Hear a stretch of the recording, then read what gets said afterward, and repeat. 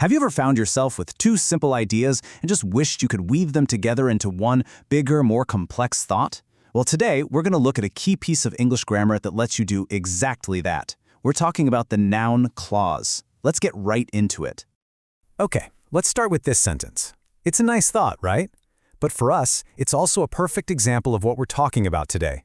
It takes one complete idea, beauty is about what is on the inside, and it neatly packages it inside another thought, I think. You see this kind of structure all the time in English, and we're about to figure out exactly how it works. So, that's the big question, isn't it? How do we take a thought like I believe and combine it with a whole other statement like you will succeed? Well, the key is something called a noun clause. So, first things first, what exactly is this building block that lets us construct these bigger ideas?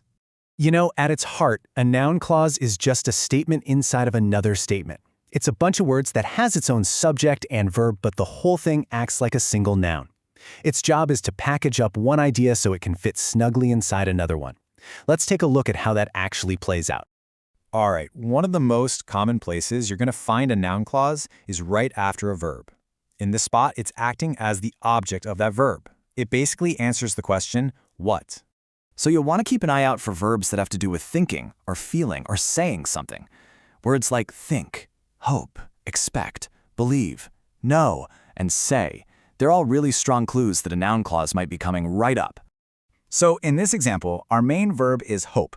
Now just ask yourself the question, what do I hope?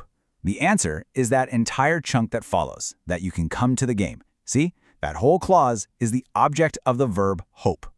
And here we go again, it's the exact same pattern. What do the teachers expect? They expect that their students will try their best. You see how that works? The noun clause is what completes the thought that the verb started. But hey, noun clauses don't just follow verbs. Another super common place you'll spot them is after an adjective, where they help explain a feeling or some kind of state of being. So there's a pretty clear formula for this one. You've got a subject, then a be verb, like is or are, then an adjective. The noun clause that comes after all that explains the why or the what behind that feeling. Okay, so let's break this one down using our pattern. The subject is he. The be verb is. The adjective is certain. And what is he certain about? The noun clause gives us the answer, that his friend forgot their appointment. It's the reason for his certainty. This is another great one. Just ask the question, what is disappointing? The answer is the clause that he can't come. This is a really common structure where the word it just kind of holds the place for the real subject, which is that entire noun clause.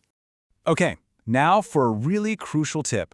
This is going to make your English sound so much more fluent and natural. We've been using the word that to kick off all of these clauses, but here's the secret. You don't always have to.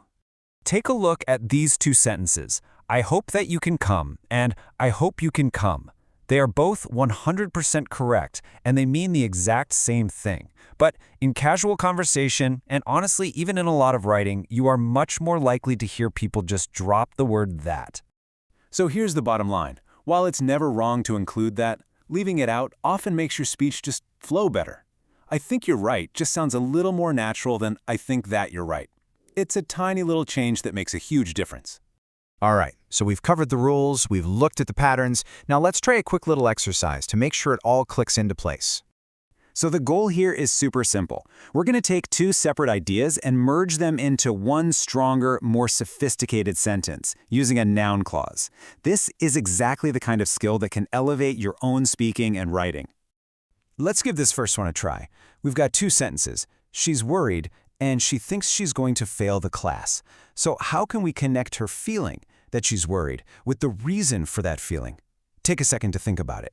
And there you have it. We just followed that pattern we talked about. Subject she, be verb is, adjective worried, followed by our noun clause that explains why, that she's going to fail the class. And of course, we could even say she's worried she's going to fail the class. Perfect. So that's our look at noun clauses with that. Now that you know the pattern, I promise you are going to start hearing it absolutely everywhere, in conversations, on TV, in the lyrics to songs. So here's my challenge to you. Where are you going to hear a noun clause today? Thanks for tuning in.